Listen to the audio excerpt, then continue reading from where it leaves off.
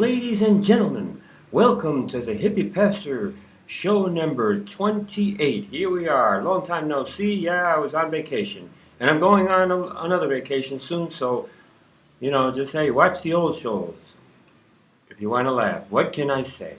Let us get right into the quote of the day.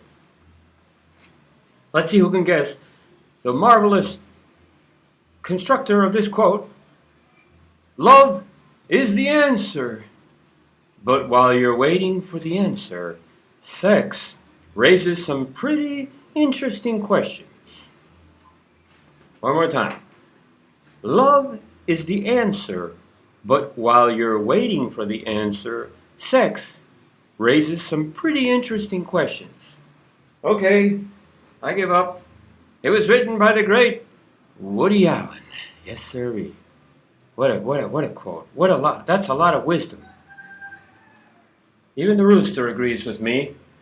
Ladies and gentlemen, before we get right into the words of Jesus, which is the purpose of this show, I must say something about this month. This is the month of July. We're in the month of July in the year 2015, and here in planet Earth.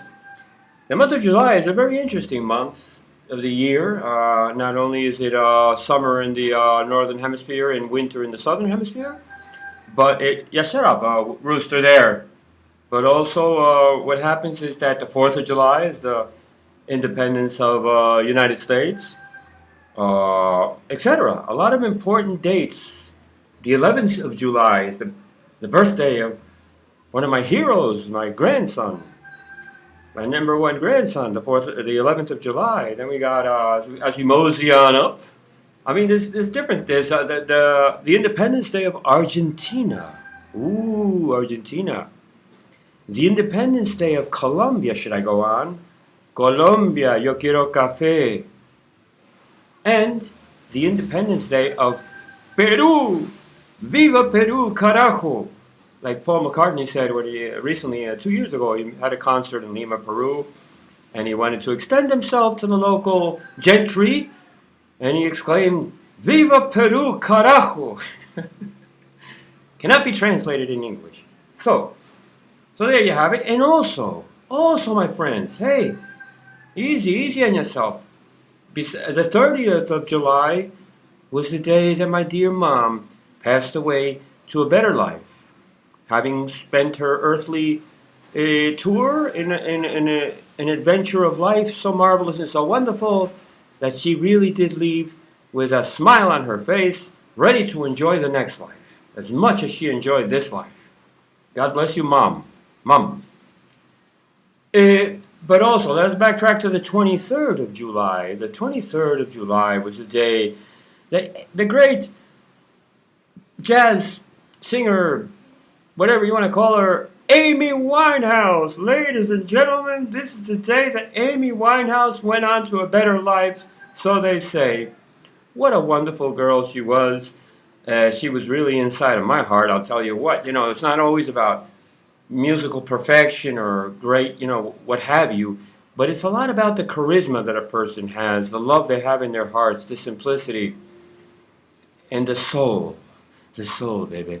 And she may not have been perfect, as you all know. She was up on drugs and alcohol and a crazy relationship, rocky, stormy relationship with the man she loved. But hey, that's the life of an artist. Usually very turmoilous. Artists are usually turmoilous people because they live on inspiration, and sometimes their ups are very high and their lows are very low. So, that's just the way it is with great people. They also have great flaws and mistakes that most people just remember the bad, and they have something to point the finger at in their limited, mediocre envy at the people who make news and the people who excel. That's all it is. Okay, let's get back to Amy. Let us not get off the track here. Amy Winehouse belonged to this 27 Club. She was one more of the great artists that died in peculiar circumstances at the age of 27.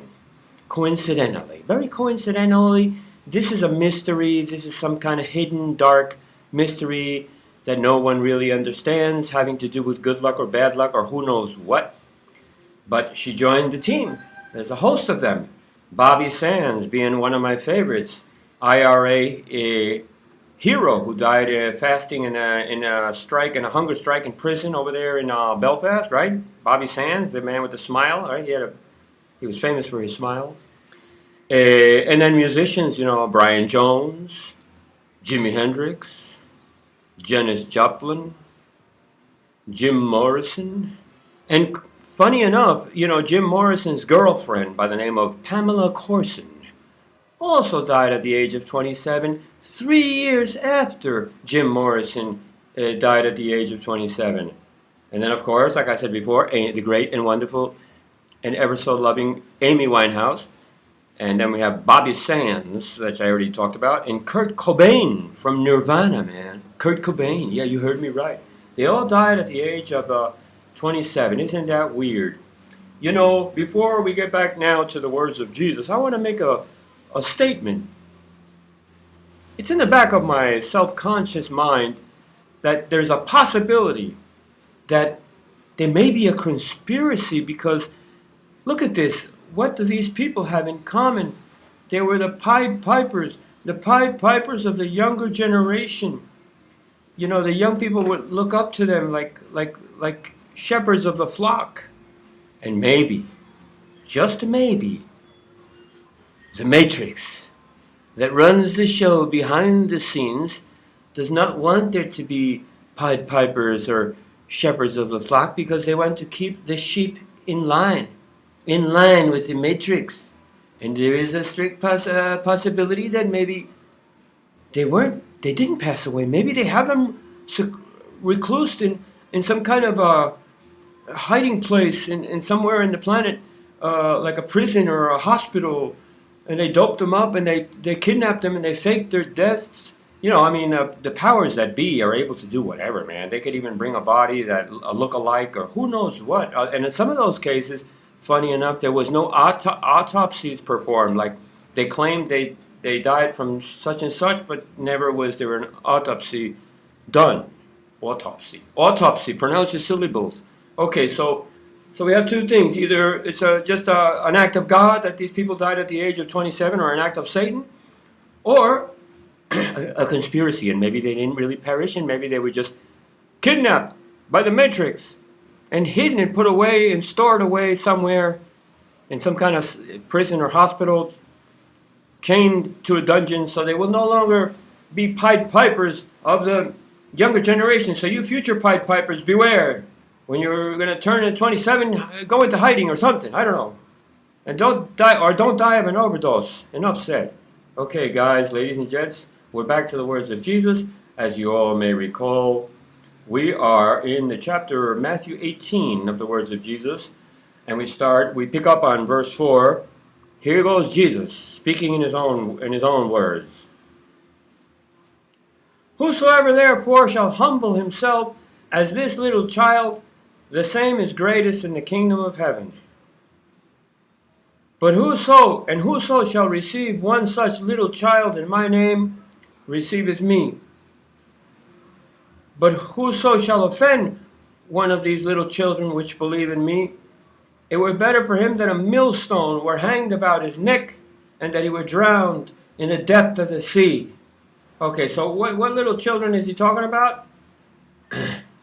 He's talking about that you should be converted, that he told them, except you be converted and become as little children, and you shall not enter into the kingdom of heaven. So it's not necessarily talking about little children, it's talking about people that are converted. And it says, whosoever therefore shall humble himself as this little child, the same is greatest in the kingdom of heaven. It talks about people that become spiritually enlightened and become as children, to believe in heaven and paradise. In paradise lost, found in the beauties of creation and the simplicity of nature, and and the gift of everlasting life, that we shall live forever. You got to be a child to believe in all that fantasy, as some would call it. But it's more fantastic to believe in the theory of that God does not exist. Because if you really put two and two together, man, the creation of nature is so perfect. Love, female, males, procreation, please, the nature in itself, the birds and the bees, the animals and the trees, the bugs, and the stars and the moon, please. This is a design. Starting with women, with a beautiful body, curvious and softness of a woman, having a complement for men, and they fit together like a puzzle, and then out come the babies. Oh, please, don't tell me that wasn't that's some kind of freak accident, or that life created itself by some freakness. No, please, repeat with me. It was a design by a great designer. Okay? It was a design by a great designer. Okay. There you go. Now you're a believer. Okay. So, let us continue this. So, he's talking about here that, not to offend the simple people, the spiritual ones that believe in God, that decide to want to believe in God, rather than all your rubbish. Yeah. Woe unto the world because of offenses, for it must needs be that offenses come, but woe to that man by whom the offense cometh. Wherefore, if thy hand or thy foot offend thee, cut them off and cast them from thee.